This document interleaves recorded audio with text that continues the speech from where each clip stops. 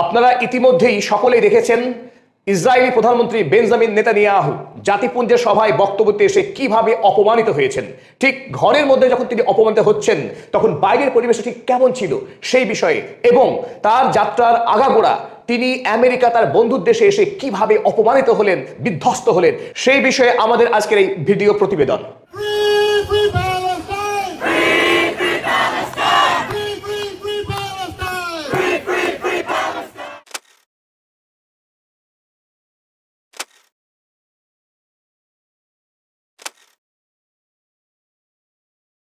জাতিপুঞ্জের সভা শুরু হওয়ার আগে এবং সভা চলাকালীন ইউরোপের একাধিক দেশ প্যালেস্টাইনকে রাষ্ট্রীয় স্বীকৃতি দেওয়ার ফলে বেঞ্জামিন নেতানিয়াহু ক্রমশ পৃথিবীর রাজনীতি থেকে বিচ্ছিন্ন হতে শুরু করেন।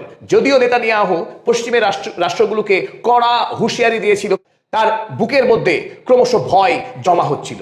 তাই তার প্লেন যখন তেল আবিব ছেড়ে নিউ ইয়র্কের উদ্দেশ্যে যাত্রা শুরু করে, তাই চিরাচরিত বিমান রুটকে পরিহার করে ভূমধ্য সাগরের উপর দিয়ে গোটা ইউরোপকে এড়িয়ে তিনি নিউ ইয়র্কে গেলেন।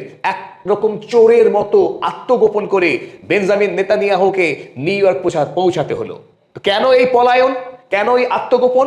কারণ একটাই, আইসিসি ইন্টারন্যাশনাল ক্রিমিনাল কোর্ট ইতিমধ্যেই নেতানিয়াহুকে যুদ্ধ অপরাধী হিসেবে চিহ্নিত করেছে এবং তার নামে ওয়ারেন্ট জারি করেছে।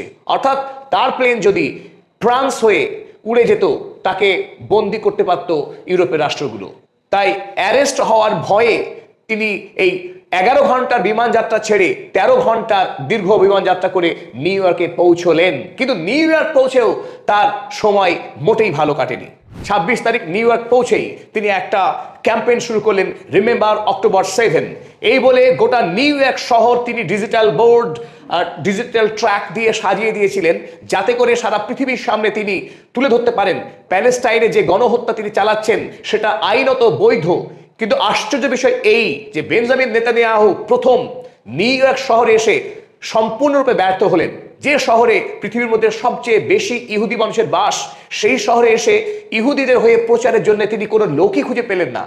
সকাল থেকেই বলা ছিল বিভিন্ন জায়গায় মানুষকে জড়ো করবার জন্য সব প্রচেষ্টা করা হয়েছিল, কিন্তু বেঞ্জামিন নেতানিয়াহু যেটা চেয়েছিলেন, অক্টোবরের 7 তারিখে হামাস ইসরায়েলের উপরে আক্রমণ করে কি ভয়ানক ক্ষতি করেছে সেই বার্তাই তিনি তুলে ধরতে চেয়েছিলেন।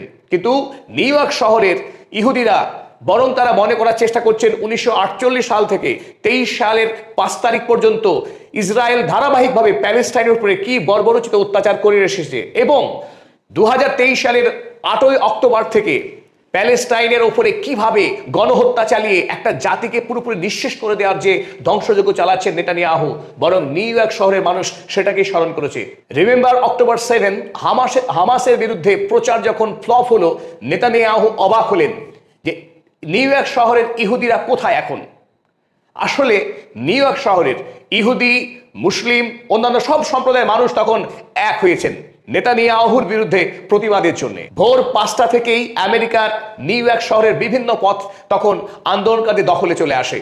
কাতারে কাতারে মানুষ এই আন্দোলনে সামিল হয় এবং তারা নিউ ইয়র্ক সরকার তথা আমেরিকা সরকারকে চাপ দিতে শুরু করে আন্তর্জাতিক যুদ্ধ অপরাধী বেঞ্জামিন নেতানিয়াহুকে অবিলম্বে গ্রেপ্তারের দাবি তোলেন এবং তারা তার কুশপুত্তলিকাকে প্রতীকী অ্যারেস্ট করে তারা এই মিছিল নিয়ে এগিয়ে আসে জাতিপুঞ্জের সদর দপ্তরের দিকে।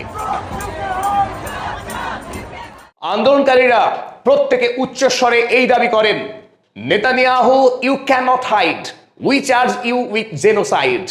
নেতানিয়াহু আর বেশি দিন লুকিয়ে থাকতে পারবে না, আমরা তোমাকে গণহত্যার দায়ে অভিযুক্ত করছি, গ্রেপ্তার তোমায় হতেই হবে, পালাবার কোনো পথ তোমার জন্য খোলা নেই।